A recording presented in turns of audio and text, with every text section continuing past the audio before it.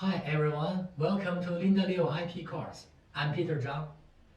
To invalidate patent is a common attack method in the patent war, especially when patentee uses a patent to litigate or demand a high license fee. I divide patent invalidation proceedings into 3 stages: preparation stage, oral hearing stage, and invalidation decision stage. In preparation stage, first, it's advisable to search for the evidence of priors based on the target patent in order to undermine the novelty or inventiveness of the claims of the target patent.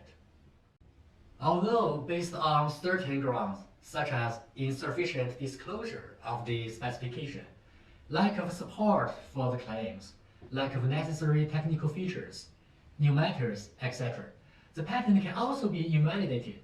But the lack of novelty and inventiveness are the most common grounds for invalidating patents.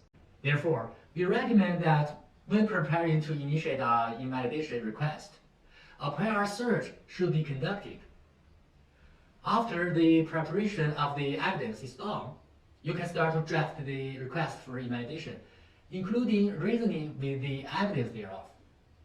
When the evidence is in a foreign language, the coded parts needs to be translated into Chinese. When filing the invalidation request, the following documents should be filed before CNIPA. 1. Power of attorney, with petitioner's information such as name, address, phone number, and postcode. 2. If the petitioner is a foreign entity, the notarized and legalized certificate of the entity registration, and its Chinese translation shall be required too. When the above documents are ready, you can submit an invalidation request. In oral hearing stage, if there is not much time left for preparation before submission, according to related rules of Chinese patent law, the reasons and evidence for invalidation can be supplemented within 1 month after the invalidation request is filed. After receiving the invalidation request, the Patent Re-examination and Invalidation Department of the CNIPA, aka PRED, will transfer it to the patentee and give the patentee a certain time to respond. After receiving the response from the patentee, PRED usually forwards the response to the petitioner and at the same time arranges an oral hearing. Usually, PRED will always arrange oral hearings for invalidation requests, unless the scope of the invalidation request is not clear, or the petitioner does not specify the reasons for invalidation, or the reasons presented are not legal reasons for invalidation, or no important evidence is submitted, or the reasons and evidence submitted have been already considered in the previous round of invalidation decisions. This means poor preparation was done for invalidation request.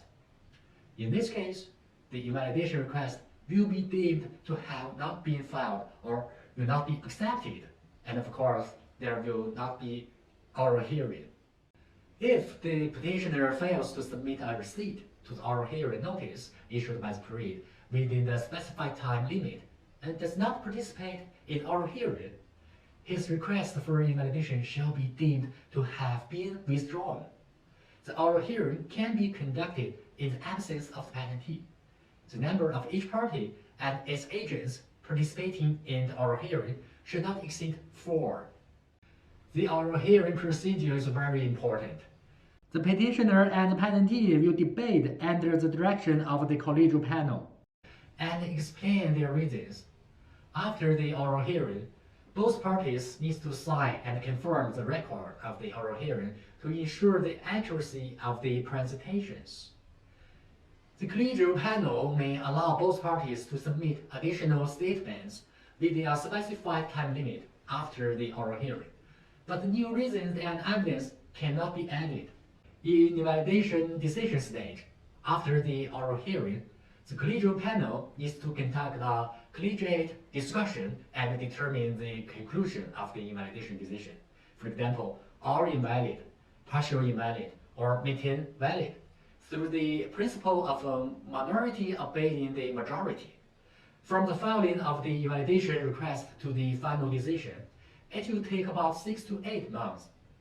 Of course, if the petitioner withdraws the request after the invalidation oral hearing, the collegial panel will usually close the case.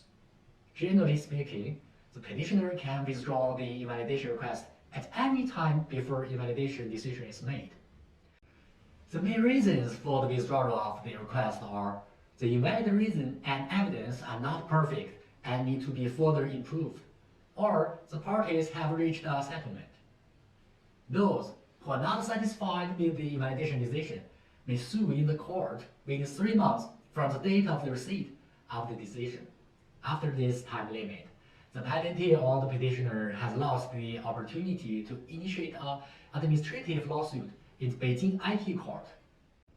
The administrative litigation after the invalidation proceedings is a two-track final procedure. The first instance is in the Beijing IP Court, and the second instance is in the IP Tribunal of the Supreme People's Court. That's all for today's topic. Thank you for watching. This is Peter Zhang. Stay safe and healthy. See you next time.